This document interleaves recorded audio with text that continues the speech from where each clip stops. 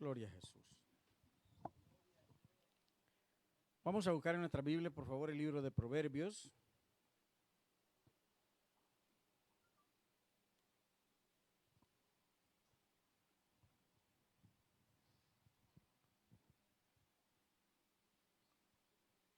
Proverbios 5. Proverbios 5. Verso 21 al 23. Y cuando usted lo tenga, me indica poniéndose de pie y vamos a leer la palabra del Señor. Búsquelo usted también ahí en casa. Si lo encuentra, póngase de pie y vamos a leer juntos la palabra del Señor. Proverbios capítulo 5, versos del 21 al 23. Dice así la palabra del Señor en el nombre del Padre, del Hijo y del Espíritu Santo. Porque los caminos del hombre están ante los ojos de Jehová y él considera todas sus veredas. Prenderán al impío sus propias iniquidades, y retenido será con las cuerdas de su pecado. Él morirá por falta de corrección, y errará por lo inmenso de su locura. Gracias, Señor. Tu palabra es bendita y viene a nosotros como un consejo oportuno, Dios. Ayúdanos a recibirla con gozo, Señor, con alegría. Y que esta mañana, Señor Jesús, nuestra mente y nuestro corazón estén listos para recibir tu palabra. Nos hemos gozado alabando, nos hemos gozado hablando contigo, sintiendo tu presencia. Ahora vamos a gozarnos, Señor, meditando en tu preciosa palabra. Ayúdanos. Ministra a cada uno de los que estamos en este lugar y ministra a cada uno de los que están allá en sus casas, Padre. Gracias, Señor. En el nombre de Jesús te bendecimos. Amén.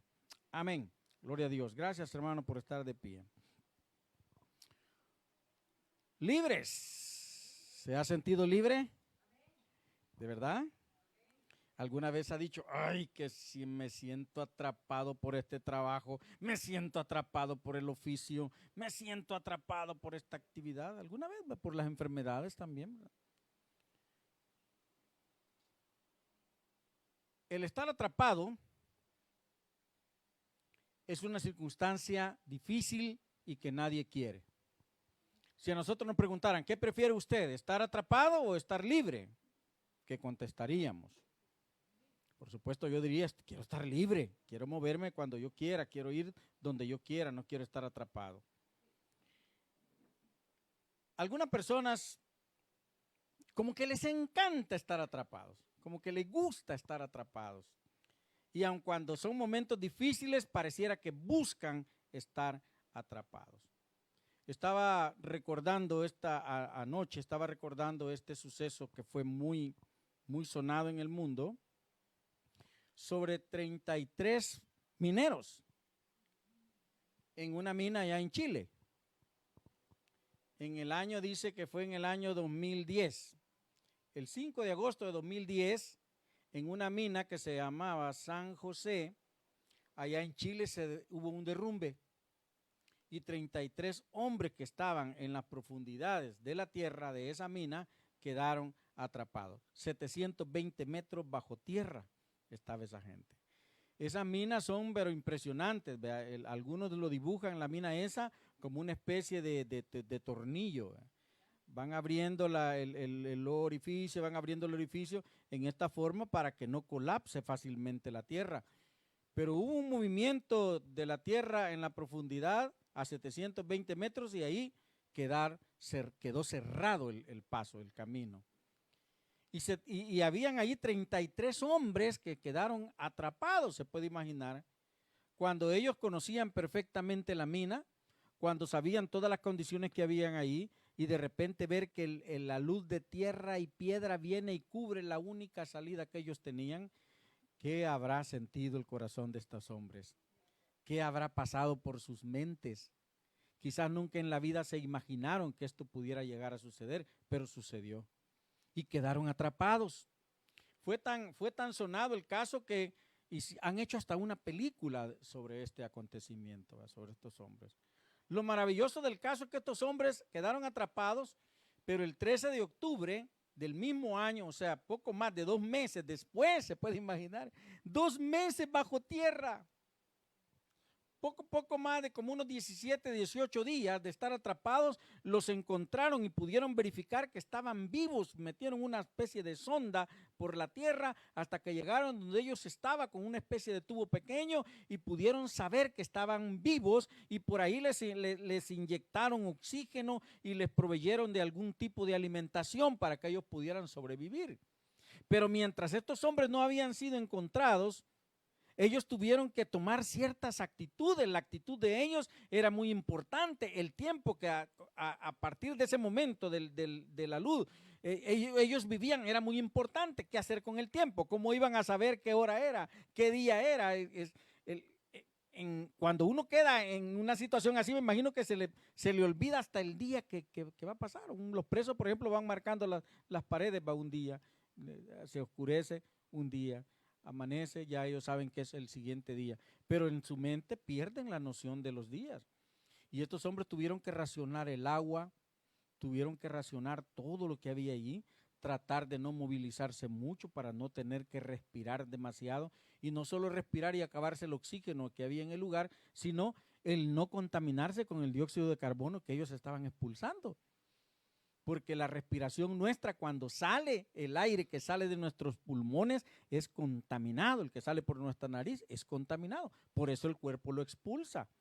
Y cada vez que nosotros aspiramos el aire, lo que hace el cuerpo es que absorbe todo el oxígeno necesario para el buen funcionamiento del cuerpo y nos da la vida. Pero cuando expulsamos ese aire ya no tiene oxígeno. Entonces es contaminante, altamente contaminante. Entonces tuvieron que estar quietos, los movimientos necesarios, la ración de agua, posiblemente mojarse la lengua nada más, mojarse los labios para poder sobrevivir. No sabían qué pasaría con ellos.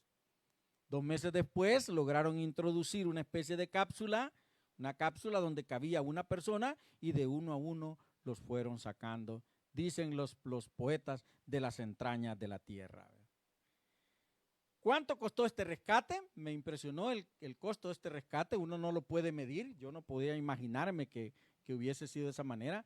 $29 millones costó rescatar a 33 personas a 720 metros en la profundidad de la tierra. ¿Suena caro?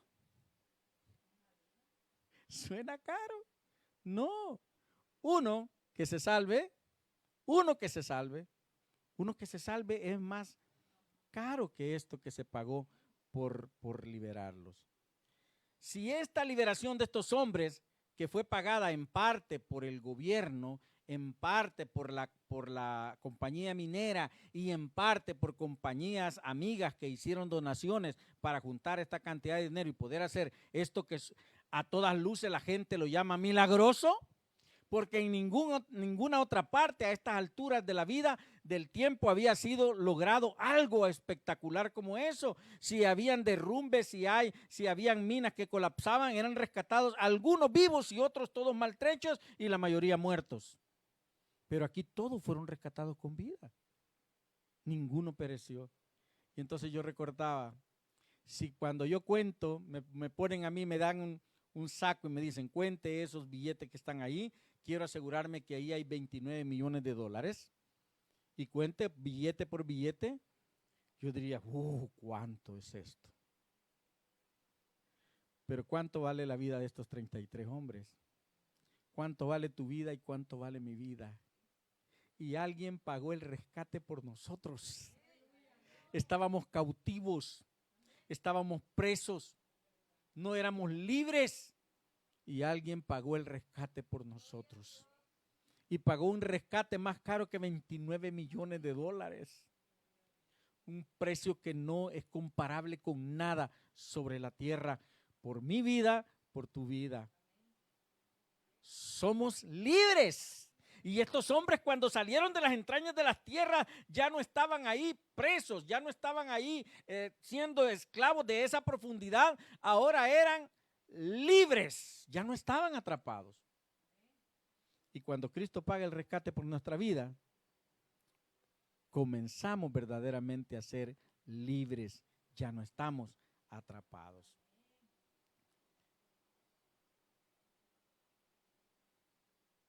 Vamos a ver esta mañana 3 consejos que nos da la palabra para ayudarnos a permanecer así, libres.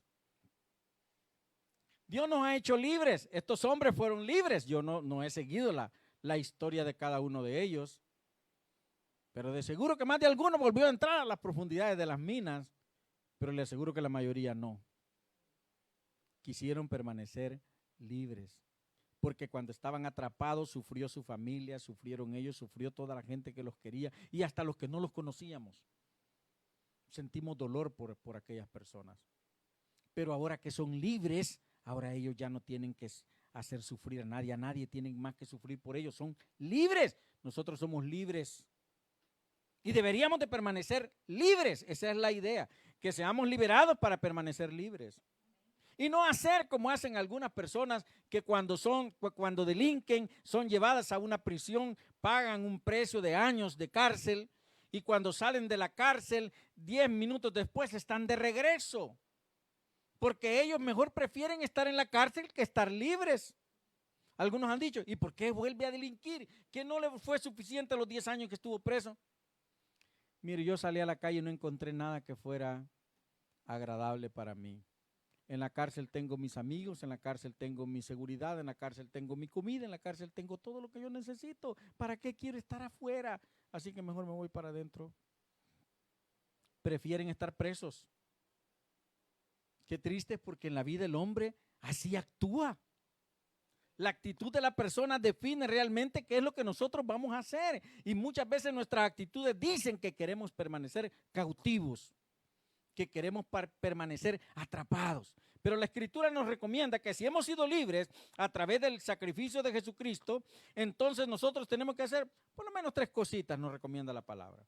1, para permanecer libres. Para ser libres y permanecer libres, nosotros tenemos que reconocer que tenemos un problema. Qué duro hubiese sido que para esos 33 mineros se cierra la puerta y cuando alguien logra contactar con ellos, ¿qué tal?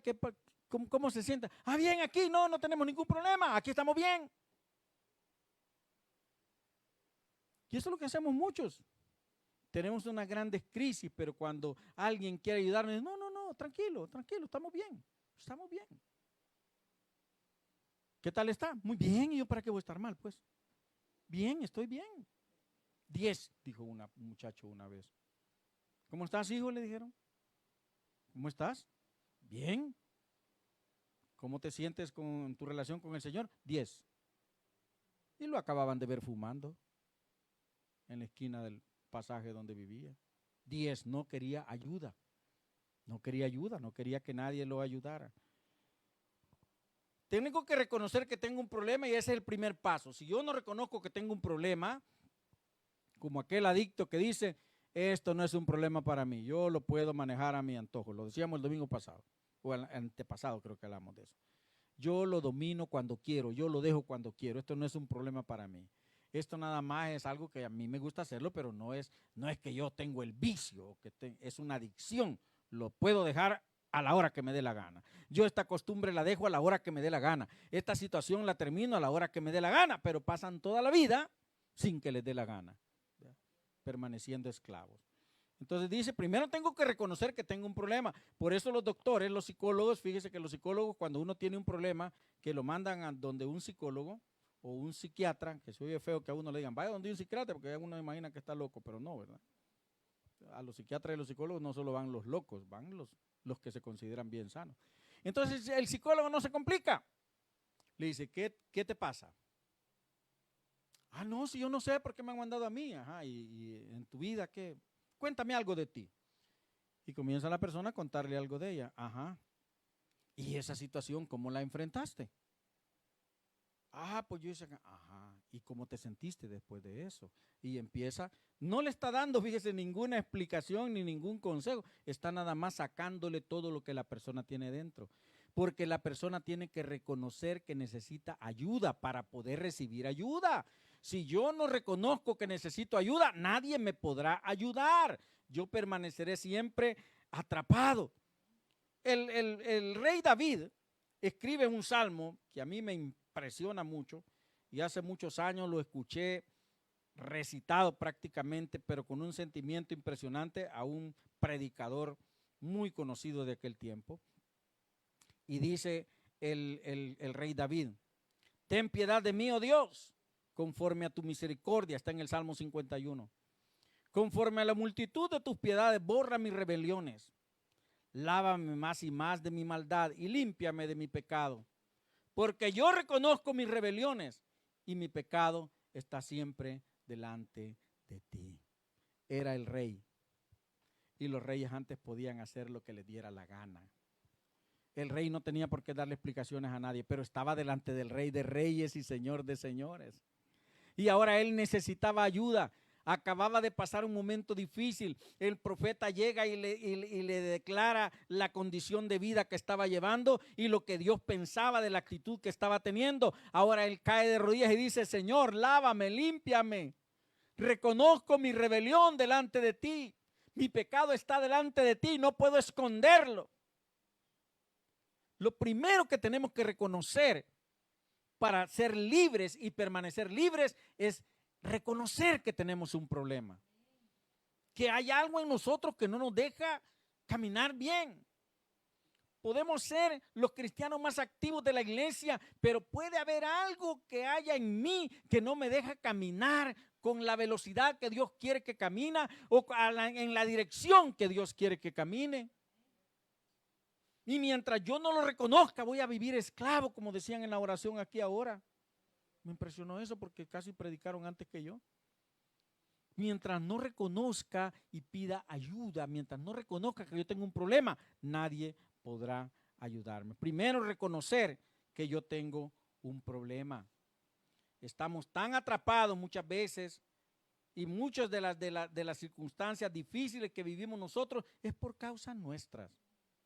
Bien fácil es en este tiempo decir: no, es el gobierno, no es el alcalde, no, es mamá, es papá, es esposo, es esposa, es mi hermano menor, es mi hijo.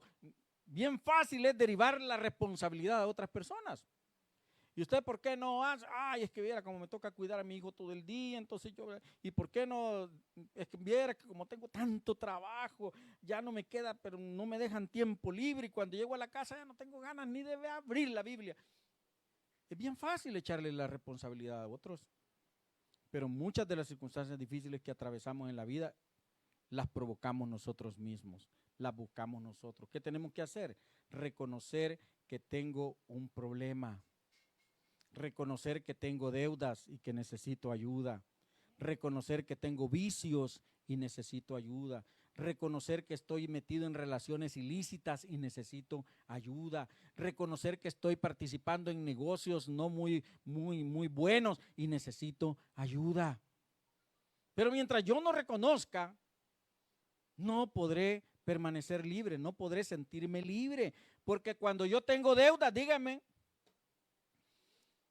hasta el sueño perdemos, porque no encontramos la forma de pagarlas. Cuando hay vicios que nos atrapan, no nos da pero ni hambre, porque estamos más a la expectativa de cómo traer lo que va a calmar la sed de ese vicio que me está atrapando.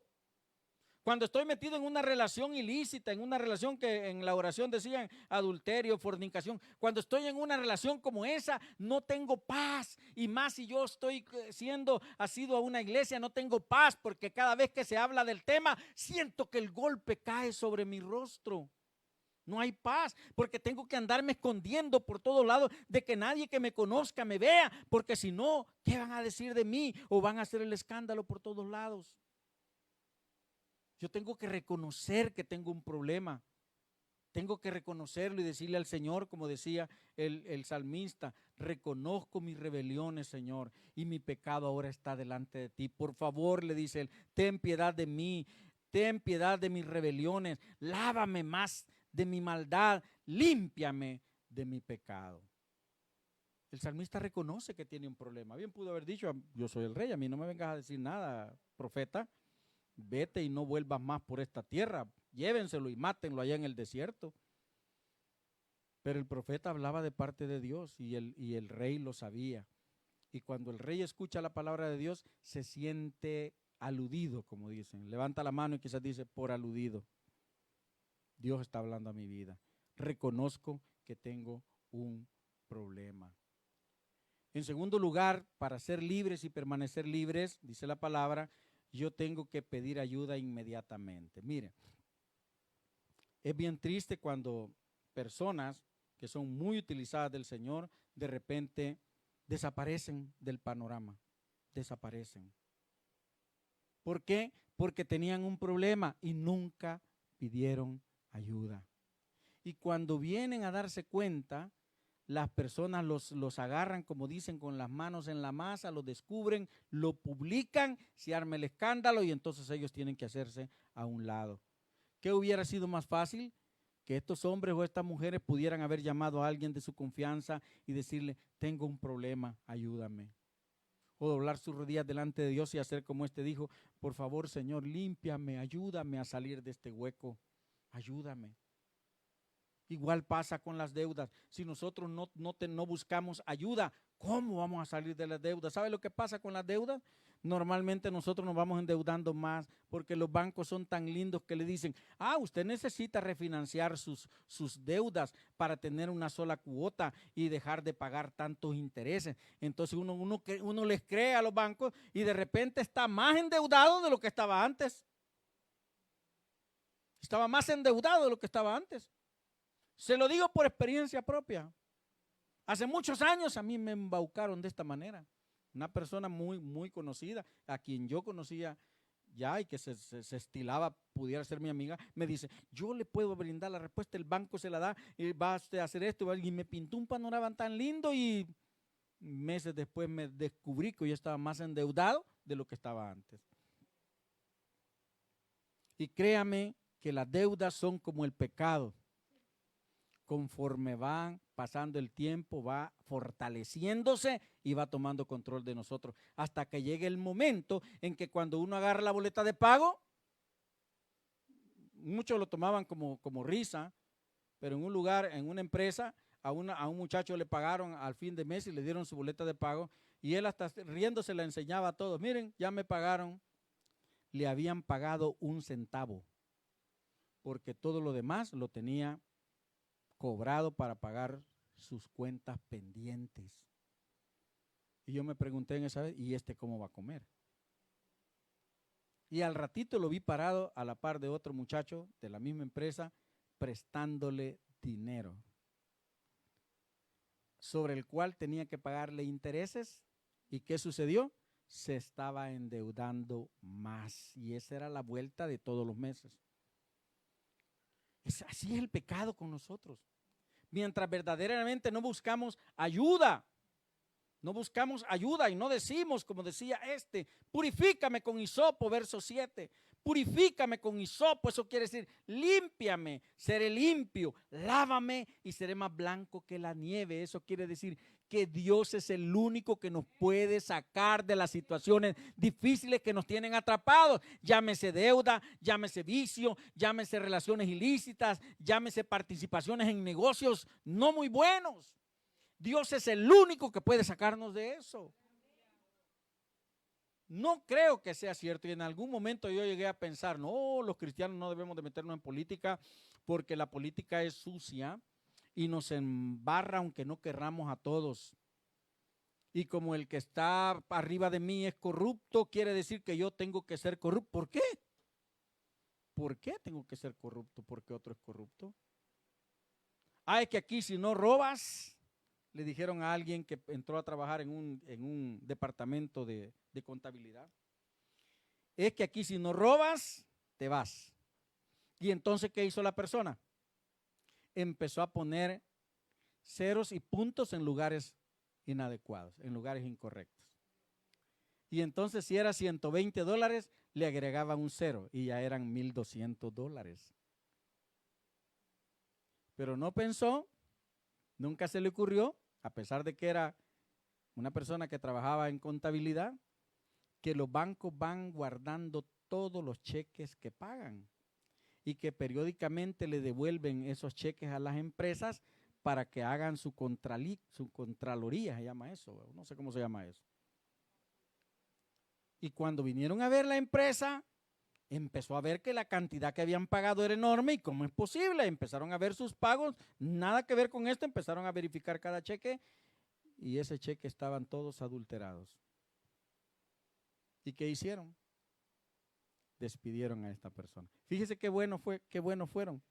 No la metieron presa a esta persona, solo la despidieron y todavía la indemnizaron. Pero esas cosas se parecen tan inocentes, parecen tan fáciles como los vicios, como la relación ilícita. No, si yo puedo decir, mientras no lastime a nadie, ojos que no ven, corazón que no siente, ¿verdad? Mientras mi esposa no se entere, no hay nada, no hay problema. Además, esta relación yo la dejo mañana, pues, ¿verdad? Y me busco otra que me va a durar 3 meses más y así voy pasándola, ¿verdad?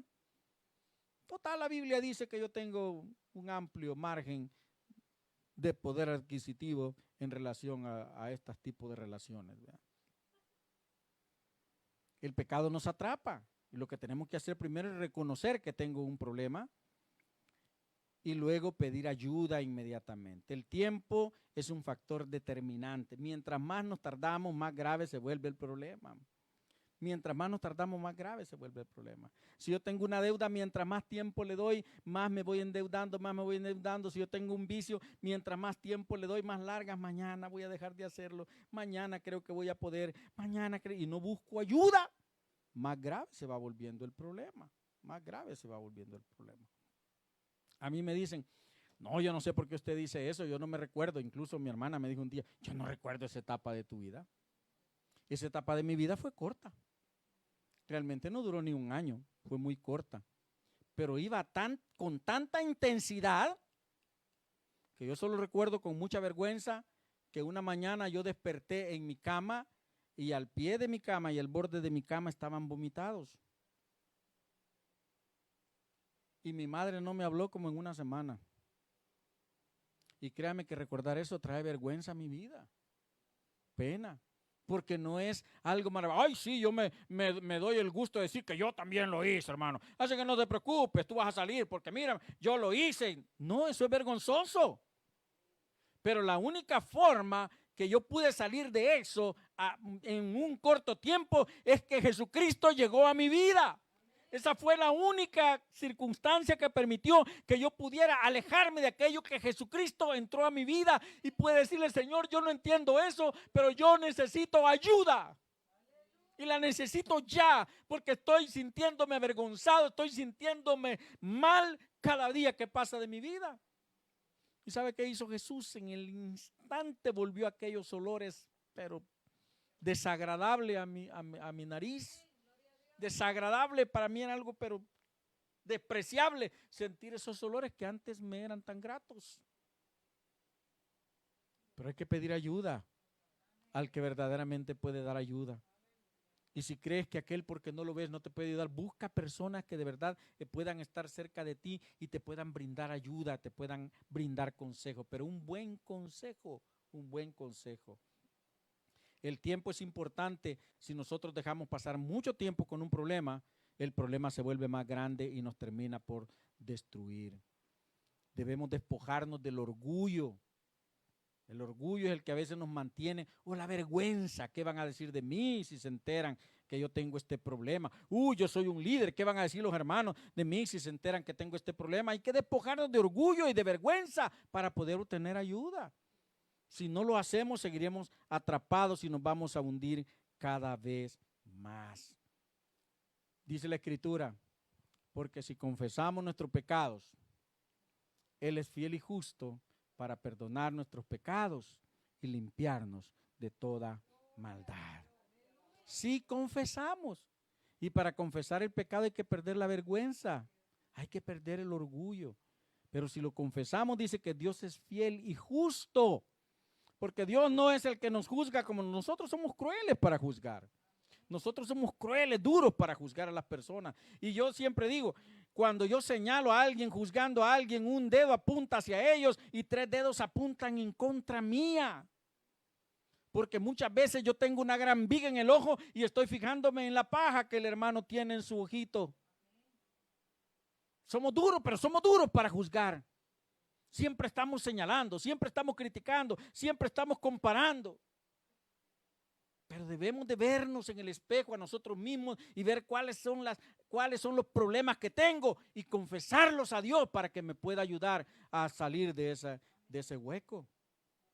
Tenemos que pedir ayuda. Debemos buscar ayuda de personas que nos aman, que nos quieren y sobre todo debemos de buscar la ayuda de Dios. Pero sobre todo el tercer y último consejo que yo encontré en la palabra es, si somos libres, si nos sentimos libres, no nos volvamos a enredar, hombre. No nos volvamos a enredar. Qué feo, y yo no me agradan mucho estas expresiones, pero Jesús las dijo, ¿verdad?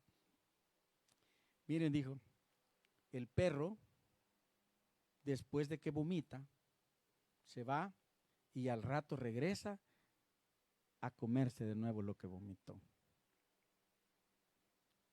¿Será posible que uno haga eso? No. Veníamos hablando que lo que sale del cuerpo está ya descompuesto y tiene un olor fétido horrible, insoportable. Ahora se puede imaginar que nosotros el cuerpo lo expulsa por eso, porque es fétido, no le sirve de nada. Y que vamos a volver, ¡ay, qué bueno! Pero muchas veces con el pecado nosotros hacemos así. Hacemos de esa manera. Como cuando mi madre bañaba al perrito, ¿verdad? Al Poppy. Blanco el perrito, tipo lobo el perro, joven, pero era muy grande, era un perro de los que son grandes, estaba joven el perro, blanquito. Mi madre lo bañaba diariamente y lo perfumaba con jabón especial al perro. Y el perro muy contento salía de la casa bien bañadito, decíamos nosotros, nos quedábamos viendo los niños, todos éramos niños. Qué lindo el perro. ¿Y sabe qué hacía el perro? ¿Sabe lo que hacen los perros después de que los bañan? ¿Sabe lo que hacen los perros? ¿Ustedes tienen perros? ¿Saben lo que hacen los perros? Los perros no van y buscan una toalla y se van a solear para secarse, ¿verdad? No, se revuelcan en la tierra. Se revuelcan en la tierra. Y eso es lo que muchas veces las personas hacen. Por eso Jesús le dijo, el perro siempre vuelve a su vómito. O sea, aquel que de verdad no está en las manos de Dios siempre va a volver al pecado, lo va a dejar hoy, pero mañana va a volver a sucumbir, lo va a volver a dejar, pero va a volver a sucumbir. Entonces la recomendación de la palabra es no te vuelvas a enredar en eso. Mire, vamos a ir a 2 de Pedro 2:20. 2 de Pedro 2:20.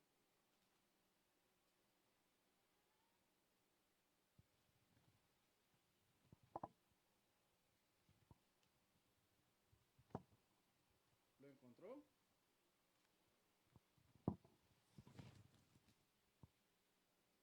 Mire, dice así. Ciertamente, está hablando de aquellos mentirosos que van a venir en los postreros días, que se estilan como cristianos, como líderes religiosos, y dice, ciertamente, si habiéndose ellos escapado de las contaminaciones del mundo por el conocimiento del Señor y Salvador Jesucristo, enredándose otra vez en ellas, son vencidos. Su postrer estado viene a ser peor que el primero. Su postrer estado viene a ser peor que el primero. Eso quiere decir que si antes tenían problemas, cuando lo dejan esos problemas, pero vuelven a enredarse en los mismos problemas, vienen a caer en un estado peor del que antes tenían. Ahora su vida es más, voy a decirle la palabra fea, más desgraciada de lo que era antes. Y ahora viven de una manera más deplorable de lo que antes vivieron. Pierden el respeto hacia todo, pierden el amor a sí mismo y sobre todo pierden el amor a Dios. ¿Verdad? No nos volvamos a enredar. Miren lo que dice la Escritura en 2 de Timoteo 4:22. Es que ahí 2 de Timoteo 4:22. Miren lo que recomienda ahí. No. Efesios es, hermano, perdón. Tengo Timoteo a la par. 2 de Timoteo, Efesios 4:22. Perdón, Efesios 4:22. Dice así. En cuanto a la pasada manera de vivir, despojaos del viejo hombre, que está viciado conforme a los deseos engañosos, y renovaos en el espíritu de vuestra mente, y vestidos del hombre nuevo, creado según Dios en la justicia y santidad de la verdad, por lo cual, desechando la mentira, hablad cada uno con su prójimo, porque somos me corrió la página, porque somos miembros los unos de los otros.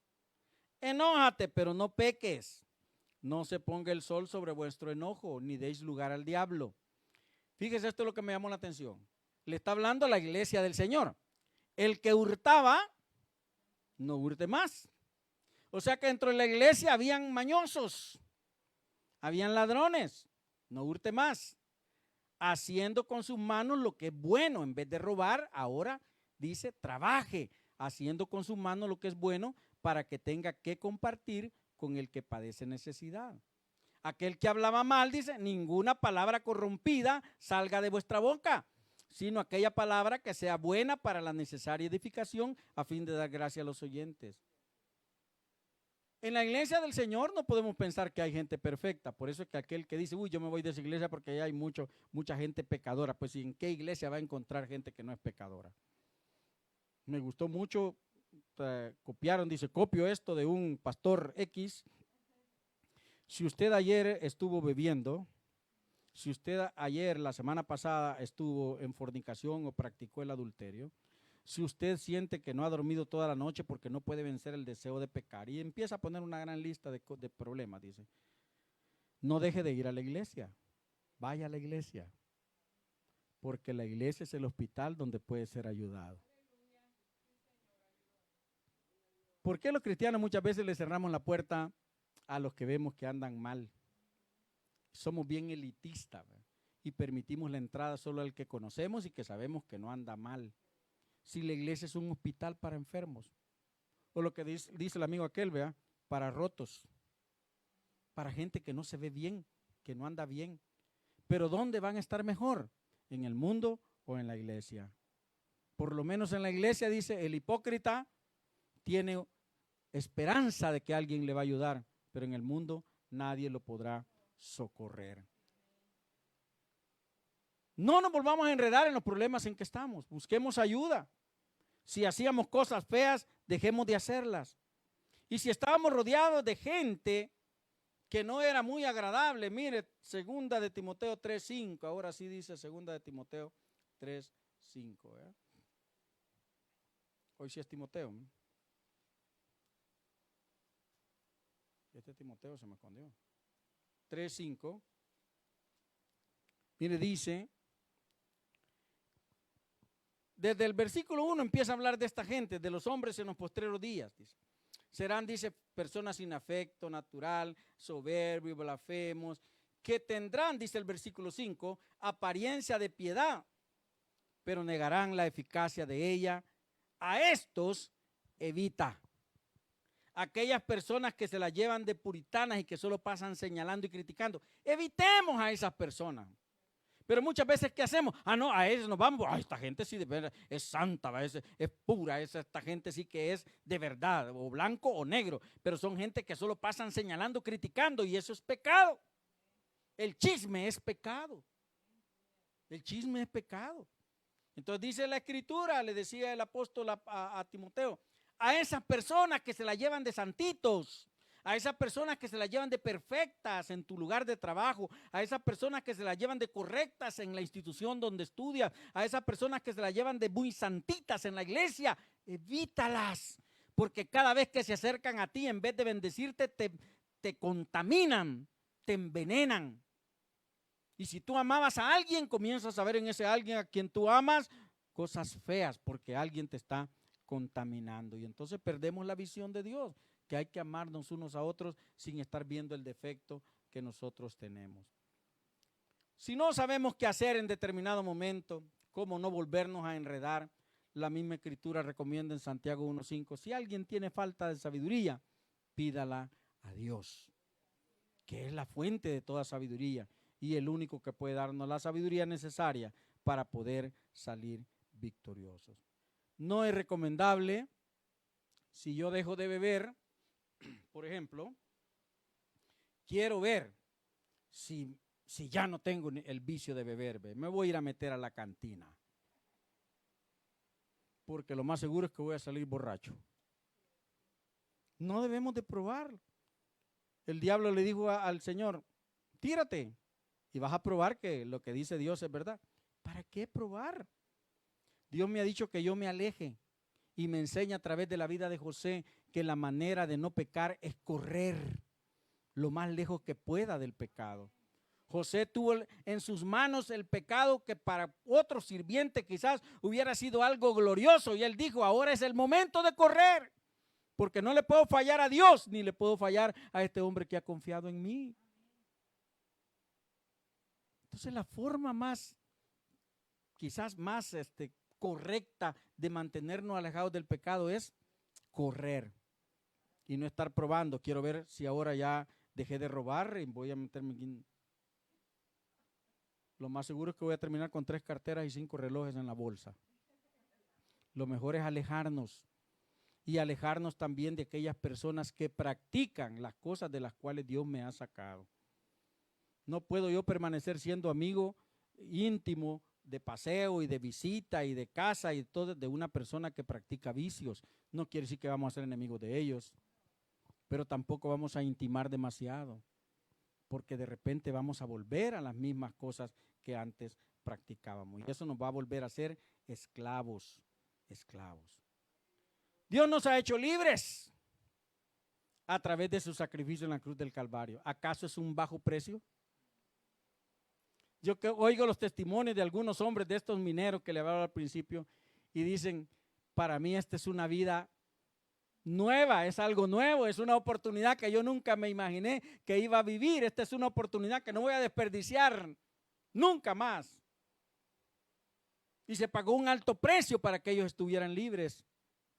El precio que se ha pagado por nuestra libertad no es menor que no es menor que 29 millones de dólares o 100 millones de dólares que hubieran sido. Es el precio más alto que se puede pagar por la vida de alguien. Debemos valorarlo, debemos de honrarlo y hacer todo para permanecer libres. ¿Cómo ser libres y cómo permanecer libres? Reconociendo que tenemos un problema, buscando ayuda y alejándonos del problema lo más que podamos, alejándonos de ello. Padre, gracias por tu palabra. Señor, ayúdanos a reconocer que tenemos problemas. En la vida todos tenemos problemas. Quita de nosotros el orgullo, quita de nosotros, Señor, la vergüenza y ayúdanos, Señor Jesús, a entender que solo confesando nuestras faltas, dice, seremos libres de esa falta.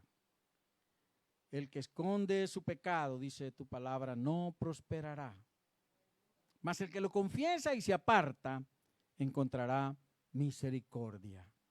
Ayúdanos, Señor, a ser verdaderamente libres, porque donde está tu espíritu, dice tu palabra, ahí hay libertad y queremos ser verdaderamente libres. Ayúdanos, Señor. Ayúdanos a permanecer lejos lo más posible que sea, lo más lejos posible que pueda imaginarme de aquellas cosas que antes practicaba y de las cuales tú me sacaste a libertad.